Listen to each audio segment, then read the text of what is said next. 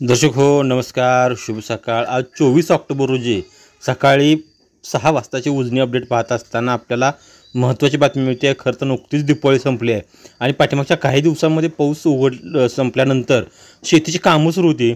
मात्र कालपासून अनेक जिल्ह्यांमध्ये या ठिकाणी पावसानं सुरुवात केली आहे, पावसानं हजेरी लावली आहे। त्यामुळे पुन्हा शेतीची कामं या ठिकाणी खोळंबली दिसली आणि त्याची सगळ्यात महत्त्वाची बातमी म्हणजे काय तर दौंडवरची आवक वाढण्याच्या दृष्टीनं उजनी धरणातून जो काही बंद करण्यात आलेला विसर्ग होता त्यामध्ये आता मोठी वाढ करण्यात आली असून पुन्हा एकदा भीमानदी पाणी पातळी वाढण्यात येणार आहे। ते सविस्तर अपडेट आपण या व्हिडिओच्या माध्यमातून पाहणार आहोत। दर्शको आज 24 ऑक्टोबर रोजी सकाळी 6 वाजताची दौंडची आवक जर पाहिली तर ते 1875 क्युसेक्स आहे।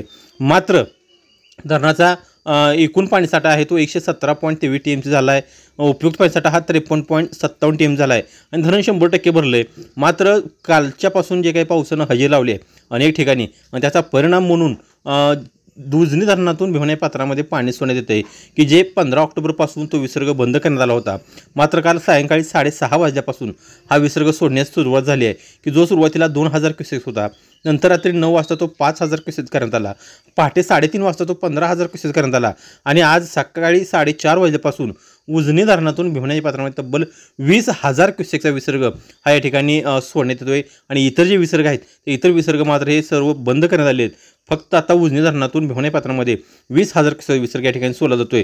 त्यामुळे आता पाठीमागच्या काही दिवसांमध्ये उजनी धरणामध्ये जे काही 5,000 6,000 क्युसेक्स पाणी होतं त्यामध्ये जवळपास चौपट वाढ झाली आहे। त्यामुळे ज्या शेतकऱ्यांच्या विद्युत साहित्य किंवा मोटारी खाली नदीकडे असतील तर त्यांनी आपली सुरक्षिततेसाठी त्या मोटर थोड्या वर काढून ठेवाव्यात असं आवाहनही प्रशासनाने करण्यात येते। कारण 20,000 क्युसेक्स म्हणल्यानंतर बऱ्यापैकी उजनी धरणाची पाणी भीमानदी पाणी पातळी आहे ती वाढणार आहे। त्यामुळे नदीकाठ शेतकऱ्यांनी पुन्हा थोड्या काळजी घ्यावी, सावधगिरी बाळगावी असं आवाहनही प्रशासनाने या ठिकाणी करण्यात येते। त्या उजनी धरणातून आणखीन जर काही अपडेट आलेत तर आपल्या या चॅनलमध्ये तुमच्यापर्यंत आम्ही नक्की पोहोचू। त्यासाठी आपलं परिवर्तन न्यूज चॅनल हे लाईक करा, शेअर